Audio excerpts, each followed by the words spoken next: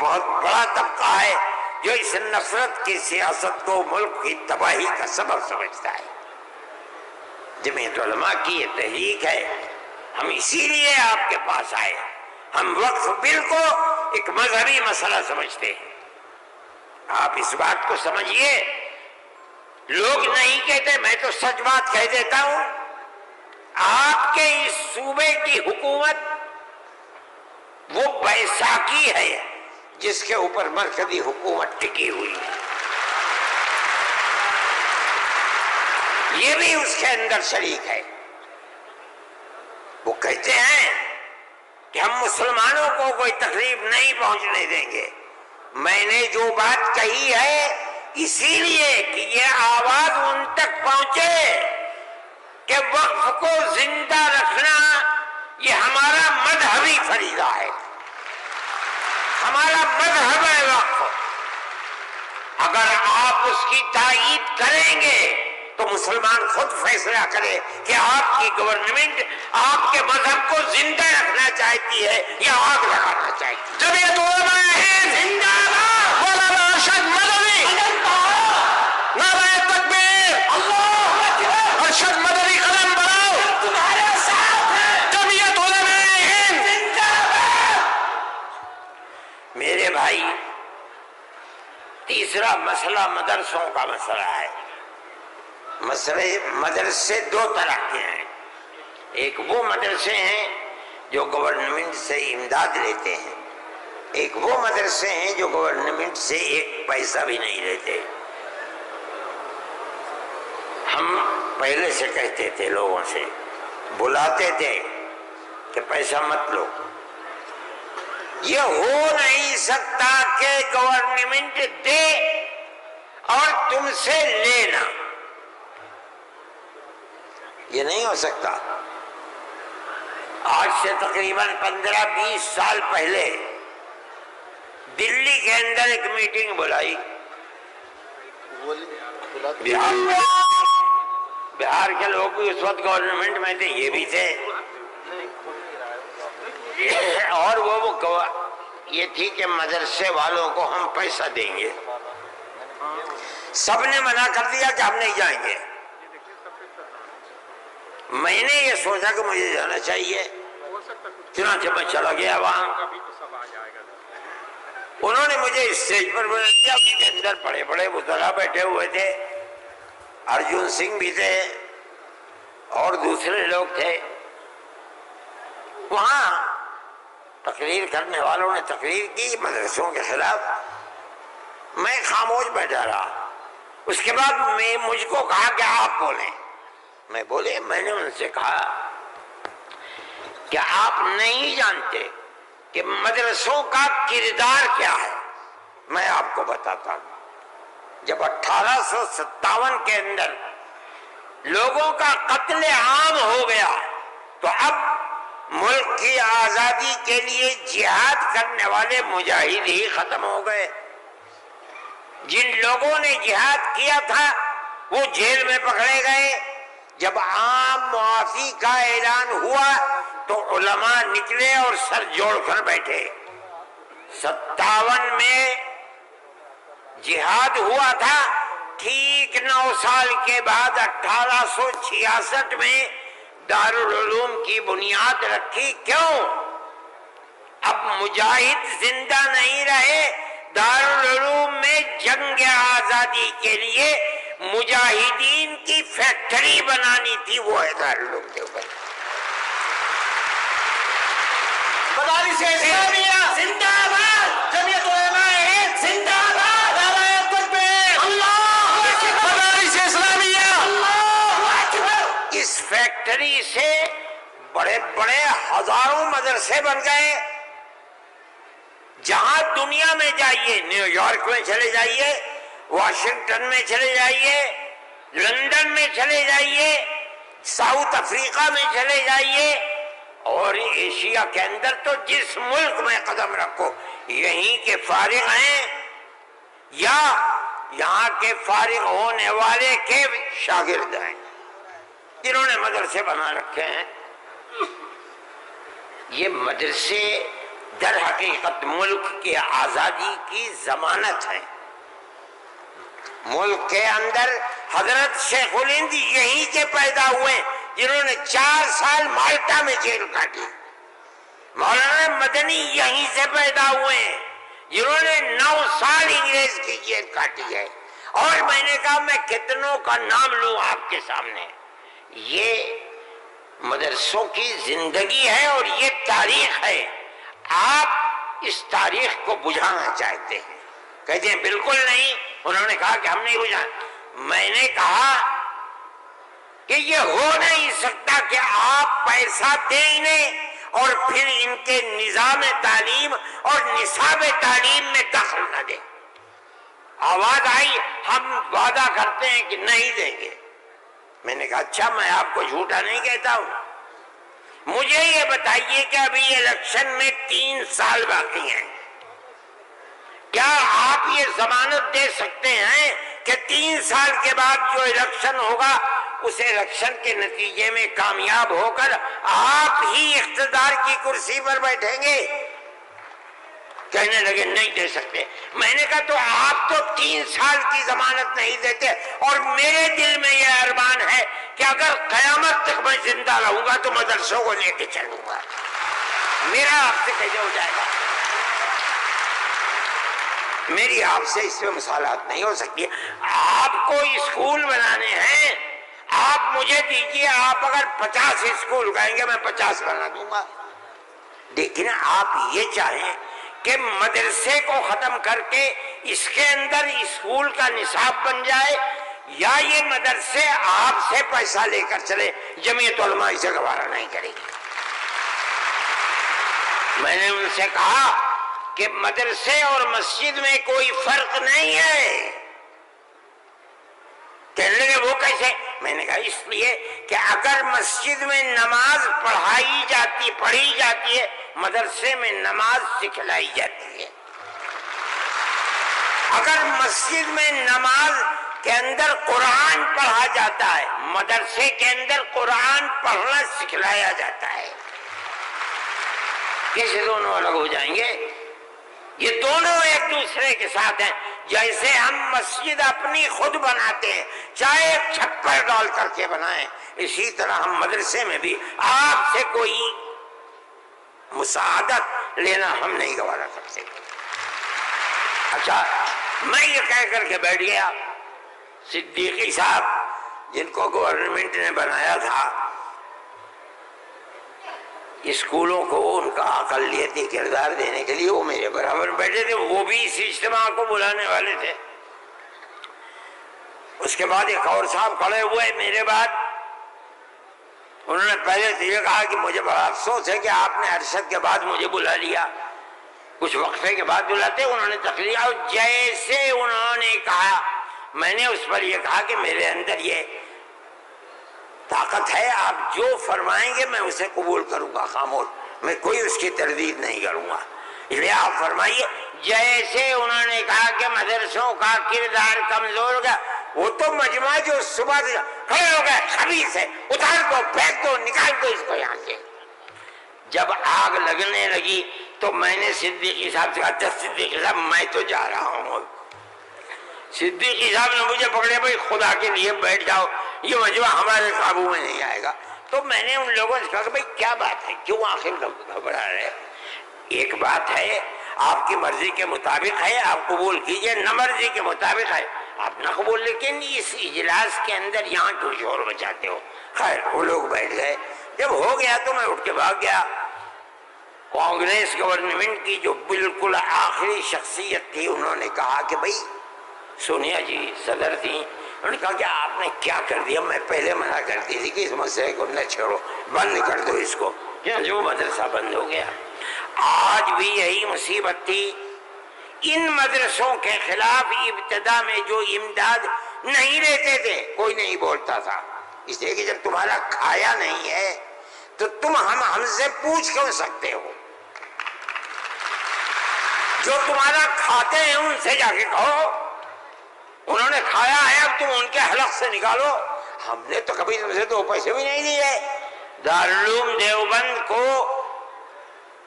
سن 56 کے اندر 1956 میں، جو اس وقت یہاں بہار کے آدمی تھے اور ملک کے صدر جمہوریہ تھے ڈاکٹر راجندر پرساد، وہ دیوبند آئے تھے. انہوں نے دیوبند حضرت رحمت اللہ علیہ زندہ تھے، حضرت مدنی، انہوں نے دارالعلوم کے لیے ایک لائبریری کے پیسے دارالعلوم کو دینے کا وعدہ کیا. جب وہ چلے گئے، اب شکریہ ادا کیا ان کا بہت، جب وہ چلے گئے تو ان کو خط لکھ کر بھیج دیا گیا کہ دارالعلوم دیوبند کے بنانے والوں کا یہ حکم ہے، یہ اصول ہے کہ کسی بھی مسلم یا غیر مسلم حکومت سے کبھی کوئی مدد نہیں لی جائے گی، اس لیے ہم آپ کا شکریہ کے ساتھ واپس کرتے ہیں. آج تک حکومتوں پر حکومتیں بدل گئیں، انگریز گورنمنٹ، پھر اس کے بعد ہندوستان کی، مگر اس کے اندر کوئی فرق نہیں پڑا ہے. لیکن اس کے بعد جنہوں نے لیا تھا گورنمنٹ سے، پھر اس کے بعد ان مدرسوں کے اندر بھی ہاتھ ڈالنا شروع کر دیا.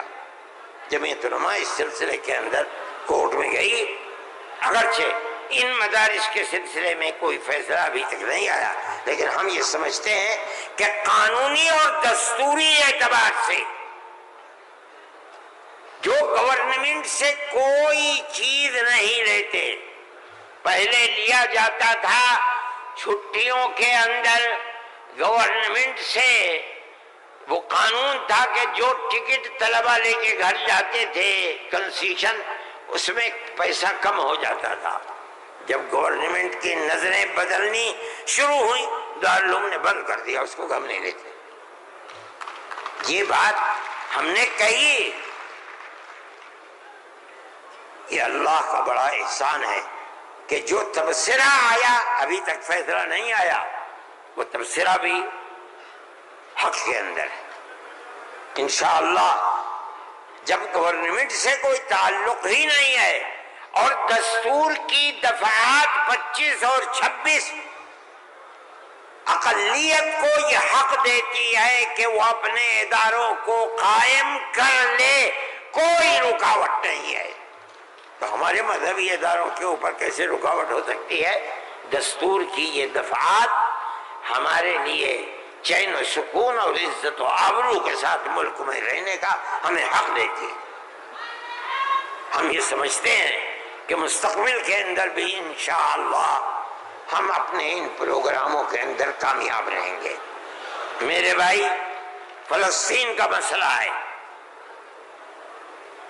دیکھیے، جب یہ مسئلہ ہوا اسی دن ہماری گورنمنٹ نے ایک بات کہی کہ یہ دہشت گردی ہے، فلسطینیوں نے حملہ کیا اسرائیل کے اوپر. میں نے کہا یہ بھی گورنمنٹ جانتی نہیں ہے. جب میں نے اگلے ہی دن بیان دیا کہ یہ غلط ہے، اسرائیل کو بنانے والوں نے بنایا تھا، بیت المقدس اسرائیل سے باہر تھا، فلسطین آزاد تھا. اسرائیل نے امریکہ کی مدد سے اور یورپ کی مدد سے بیت المقدس کو، فلسطین کو، تمام فلسطین کے اوپر زبردستی حملہ کر کے فلسطینیوں کو غلام بنایا اور اپنے اندر داخل کر دیا. پھر یہی نہیں، 2-4 سال کے بعد حملہ کیا شام کے اوپر، اور گولان کی جو پہاڑیاں تھیں ان کو اپنے قبضے میں لے لیا. جب اسرائیل بنا، نہ فلسطین، نہ بیت المقدس، نہ گولان کی پہاڑیاں، کوئی چیز فلسطین میں نہیں تھی. اب فلسطینی اٹھے اپنی آزادی کے لیے. اگر تم ان کو دہشت گرد کہتے ہو تو میں کہتا ہوں گاندھی جی بھی دہشت گرد تھے. جمعیت علماء ہند زندہ باد، مولانا ارشد مدنی قدم بڑھاؤ، نعرہ تکبیر، اللہ اکبر. اس کے بعد سے پھر کبھی یہ بات نہیں آئی. لیکن میں یہ کہتا ہوں کہ جس نظریے کو لے کر اٹھے، اس کا مطلب یہ ہے کہ کچھ جانتے بوجھتے نہیں ہے. کیسے کہہ دیا انہوں نے؟ ان کو دیکھنا چاہیے تھا تاریخ. اگر خود نہیں پڑھتے پڑھے ہوئے لوگوں سے پوچھنا چاہیے تھا، وہ بتاتے ہیں آپ کو کہ ہو کیا رہا ہے. میرے بھائی میں یہ بات کہتا ہوں کہ جمعیت علماء کی ایک تاریخ ہے اور جمعیت علماء اس چیز کے اوپر ہے. ہمارا اس وقت کا مسئلہ صرف ایک ہی مسئلہ نہیں، بہت مسائل ہے، لیکن وقف ترمیمی بل کا مسئلہ بھی یہی ہے جس کو جاننے کی یہ ہمارا مذہب ہے.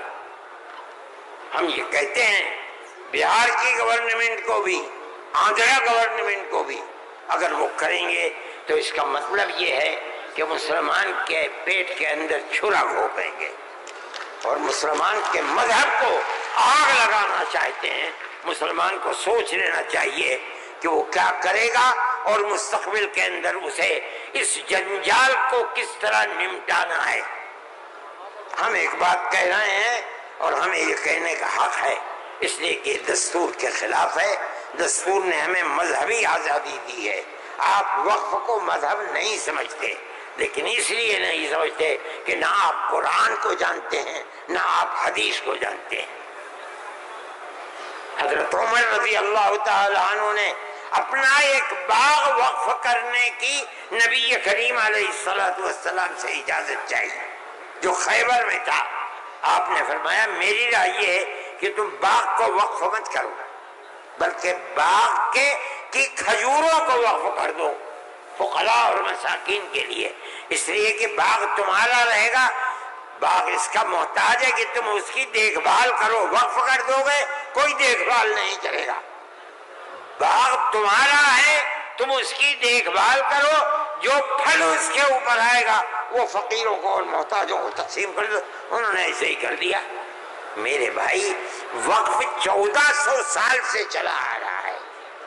اللہ نے قرآن میں فرمایا ہے، رسول اللہ نے حدیث کے اندر فرمایا ہے، اور چونکہ یہ مجلس اس کی نہیں ہے ورنہ تو بے شمار اوقاف ہیں. خود نبی کریم علیہ السلام نے اپنی زندگی کے اندر وقف کیے ہیں. یہ ہمارا مذہب ہے، آپ کیوں اس کے اندر دخل دیتے ہیں؟ آپ یہ کہیں کہ دستور میں لکھا ہوا نہیں ہے، اس کا مطلب یہ ہے کہ آپ یہ نہیں مانتے کہ مسلمان کو آزادی ہے اپنے مذہب کی حفاظت کی. آپ یہ نہیں جانتے ایک ایک مذہب کی جزئیات کو دستور کے اندر جمع کرنا ممکن نہیں ہے. مذہب اسلام تو آدمی کے پیدا ہونے سے پہلے موت کے بعد تک قبر کے اندر جو صورتحال ہوتی ہے اسلام اس سب کو اپنے احاطے میں لیے ہوئے. آپ کے دستور میں کتنی گنجائش ہوگی اس کی؟ یہ بات کہہ دیا کہ ہمیں اپنے مذہب پر چلنے اور اپنانے کا حق ہے، اسے زندہ رہنے کا حق ہے. ہم یہ بات کہہ رہے ہیں، ہم نہیں چاہتے کہ کوئی دوسرا اس کے اندر دخل اندازی کرے. میرے بھائی میں نے یہ بات کہی اور میں نہیں سمجھتا ہوں کہ اس سے زائد مجھے کوئی بات کہنی چاہیے. اس لیے میں آپ حضرات سے کہ تشریف آوری کا شکریہ ادا کرتا ہوں. میں اس ہال کے اندر 1-2 مرتبہ پہلے بھی آ چکا ہوں، مگر میں نے کبھی مسلمانوں کا اتنا بڑا مجمع یہاں نہیں دیکھا. میں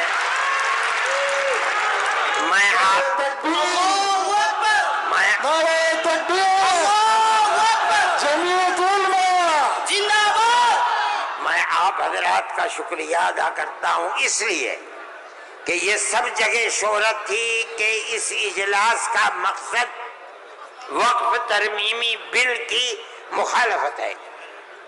اس کا مطلب ہے کہ بہار کا مسلمان ہر اس طاقت کا مخالف ہوگا جو وقف ترمیمی بل کی تائید کرے گا.